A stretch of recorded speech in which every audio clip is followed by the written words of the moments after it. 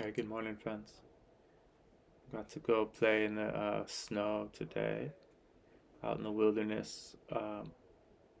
Just the right amount, super like typically muddy trails, but this layer of snow over it, and then just wear like Gore-Tex boots and just skate it, like skate all the trails, and they're just super slick and fast and fun and crazy and powerful forest time. Um, Highly recommend all getting up and the early bird gets the worm, right? So like there's a lot to go do in this world that'll really wake you up if you go after it. There's also lots of cool stuff for night owls, and I mean it's not a requirement, but uh, finding the balance. We used to go to raves and stay up all night, and then we go to the woods in the morning. It's part of our kind of learning how to do gazing and stuff in the forest, and um,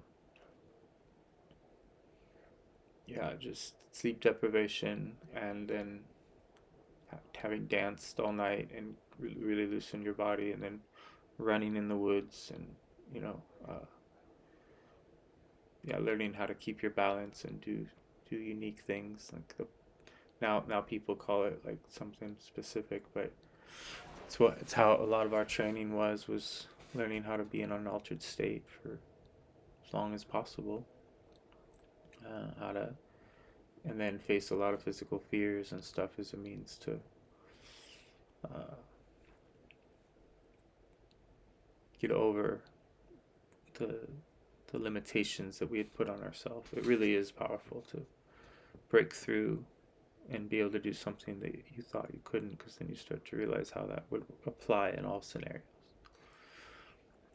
Um, and it's very effective.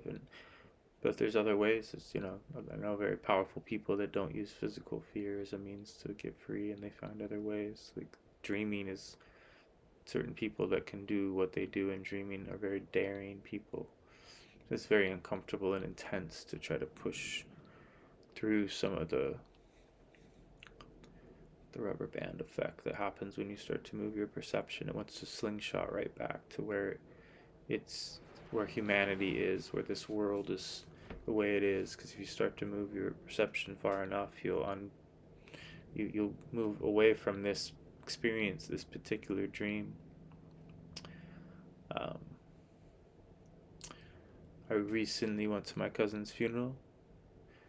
46 years old, really had a huge impact on my life. Powerful friend. Uh, Opened a lot of doors for me. And that church experience, the Catholic funeral, seems so outlandish that because he was just such a celebration of his life, you would think would be drumming on the beach and dancing, and but this was like his but this was what his family wanted, and I slipped into a different layer of the onion and felt this ceremony in a different timeline just for a moment. It was so beautiful. It was such a validation of my dreaming practices. And the same thing would happen to me in Mexico when we would go on these tours. Um, and dreaming is just, it can be just a flash, but you can get every detail you need in just that snippet. Because it is almost too intense to handle for me. So I just get enough and I just get so thankful. I have to learn how to handle staying in it, in order to do what full on dreamers do. Um, and there are people that are forcing themselves to be able to do that, and um, they don't seem to be on a path of heart. They seem to be focused on sorcery itself, and so I think the recapitulation creates like a compass for you. If you focus just on the recapitulation, then there'll be like a strategy is revealed on how to do dreaming. Uh, that's what's been coming to me. Or that's what makes sense.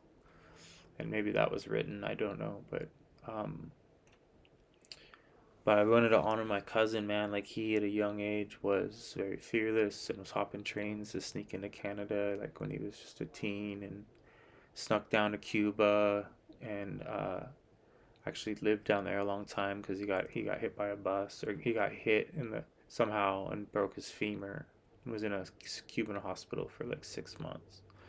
But he had been down there learning to play drums with some of the sickest Afro-Cuban drummers and in the industry, and he was a very sick drummer. He went to school for music in Boston and eventually became an architect in California and got into some crazy shit with some Iranians in LA. Like, he didn't realize he was being, manipulated. He thought he was just hanging out with these dudes, and he his adventuring through life has been intense. He used to look like a full-on hippie. Like, I mean, he looked like full dreads, really long, and then long beard, and lived on Waldron Island, which is a private island in San Juan's. No government. You can only get to by grocery boat. And but he actually he was high on mushrooms, hadn't showered in a long time, went to a friend's house to shower. Some girl he never met walked into the shower. They ended up having a child because of that meeting. Because of that.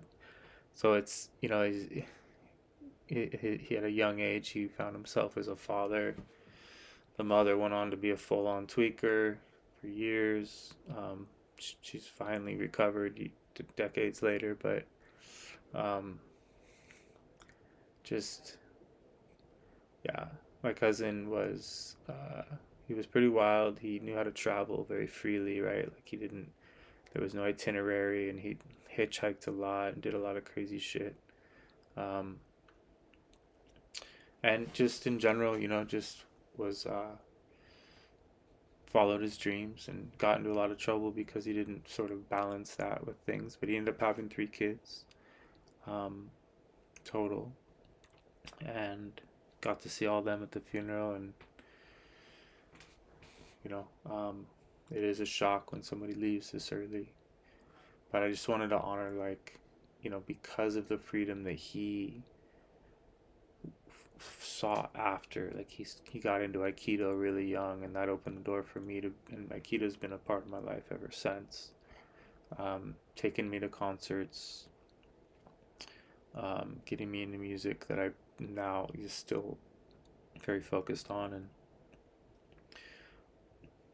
it's just such a trip. Like, we're always so affected by whoever's in our life at a young age, and then because of whatever happens, then we like maybe cling on to certain things, and it's just sort of faded in a way where, like, we're designed this way. Like, we take on other people's perception of reality and form it based on that. And if there's somebody that's offering something that isn't so conforming and is more liberated, at least that is a opportunity to break free from the herd for a period of time and start to be open to that there may be more to things than the world offers us as our choices to pick from.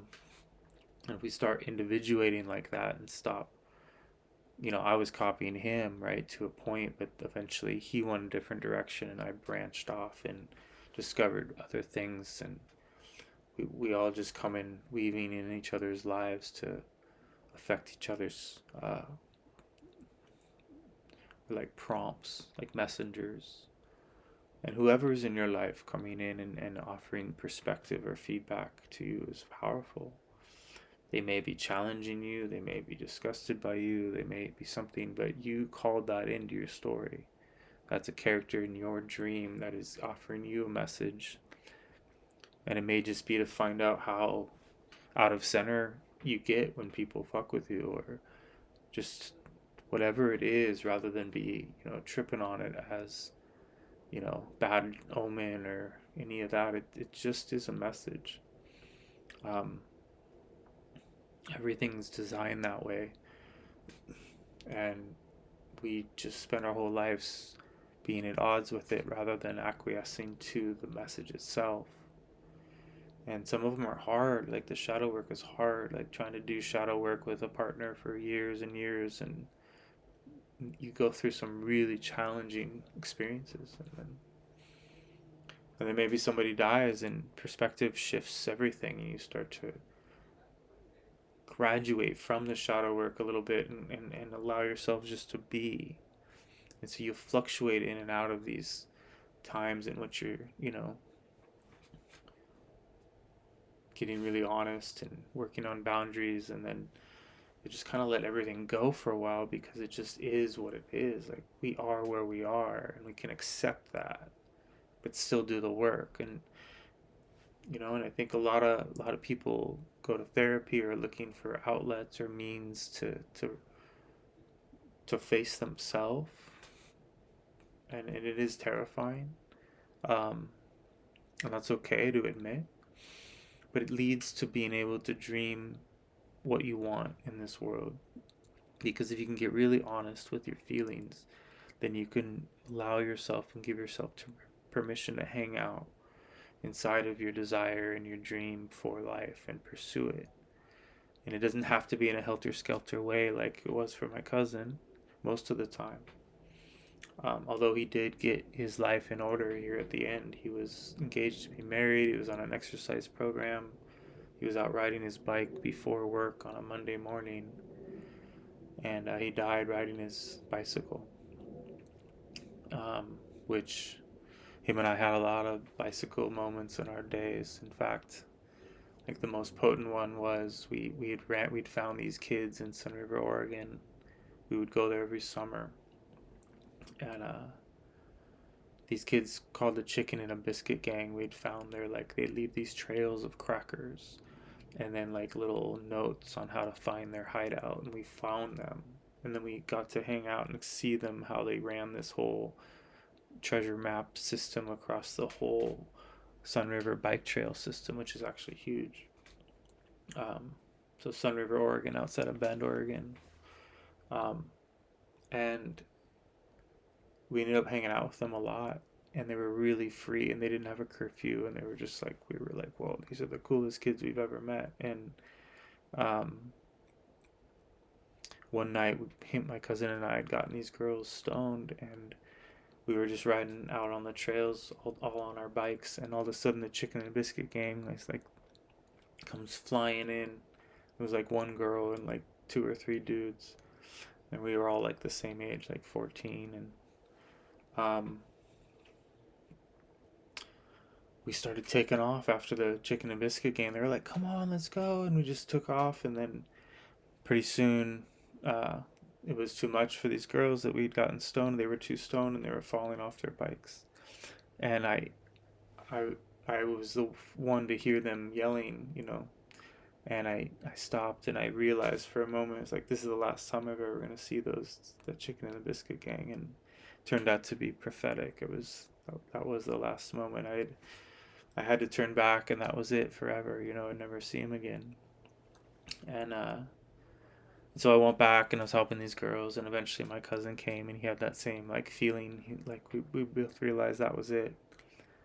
And because I guess we were getting to the age where we probably wouldn't be going on trips with our parents anymore. And yeah, he would go on to do some crazy shit, I think, the next summer, which kept him from showing up, and all the different things. You never know when life's just gonna like throw you your last moment. And I did not know that the last time I talked to my cousin on the phone, that it was going to be our last talk. But then again, part of me did, and I don't think these things are really negative or random. I think it's all sort of part of the design, and even all the bullshit that happened in 2020 and all that. And my cousin did go along with all that shit, so it's really like, which was a shocker in itself. Like, I just never thought.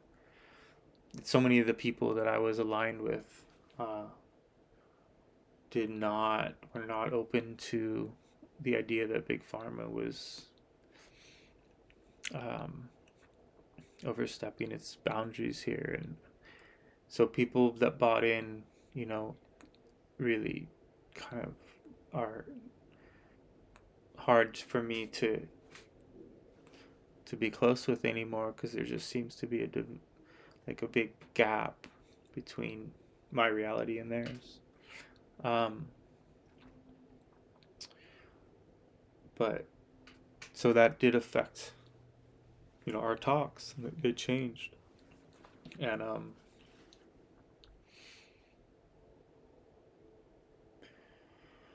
but at the same time, going to this funeral and like feeling him as a free spirit without a body, and him meeting him in this other layer of the onion, where that, it just being having access to that kind of connection.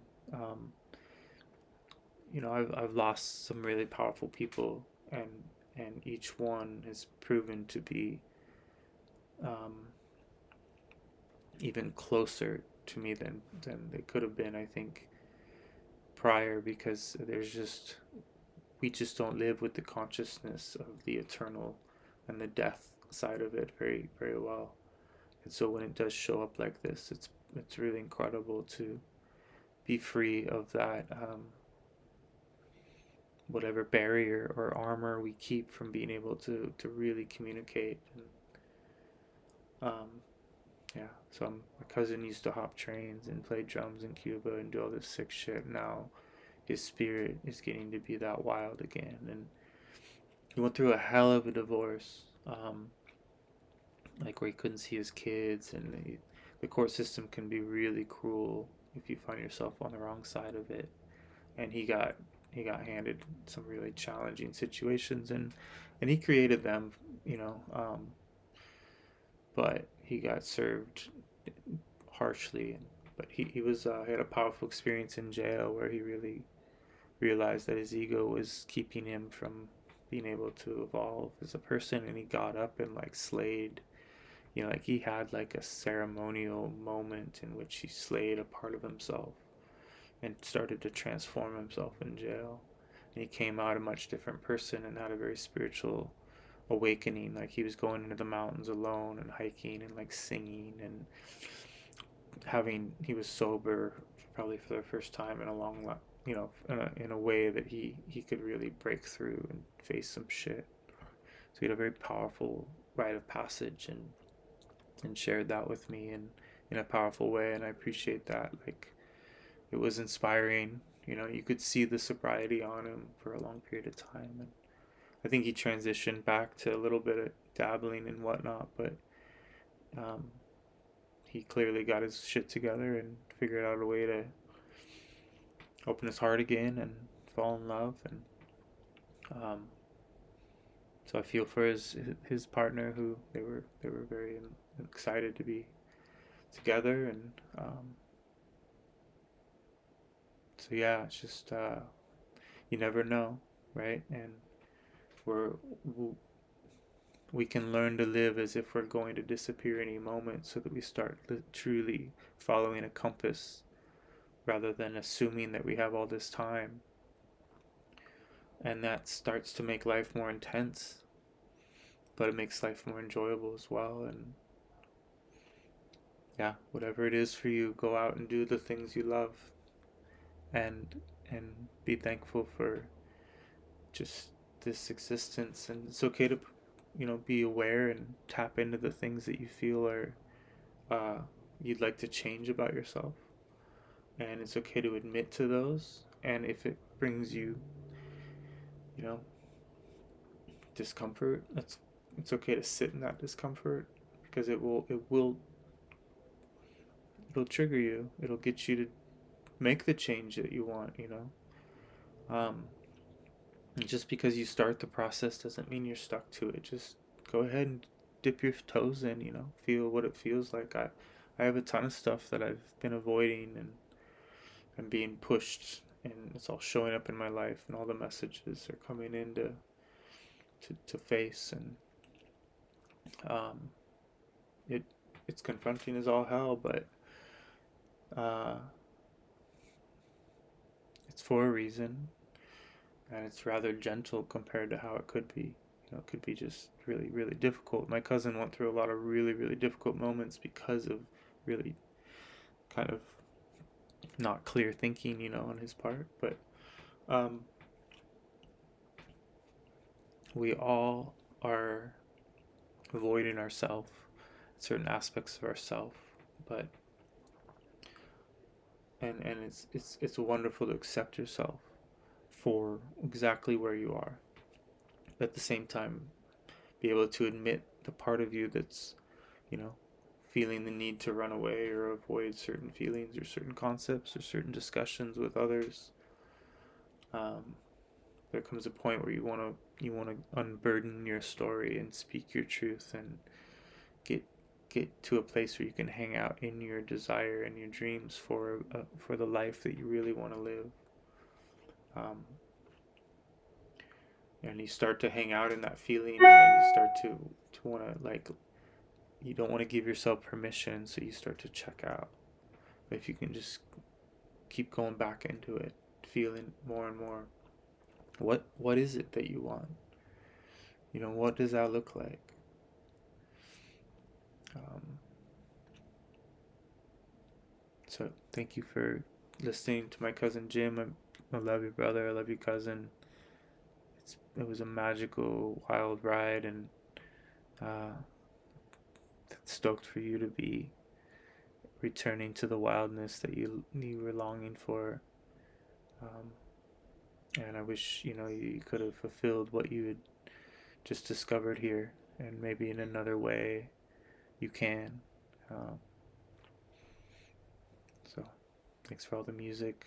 Thanks for all the adventuring. All right, thank you, friends.